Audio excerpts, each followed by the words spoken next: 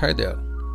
Here I am showing how to crop an image in Microsoft Word. Sometimes we are importing a picture or importing any screenshot. We want to make it crop. There have no option in the menu bar. For example, I am making a screenshot and importing here. When we want to crop, just click the image. You can see a new option in format in menu bar. Click the format icon. The last one you can select the crop option. Now you can scroll down here and crop the picture like this.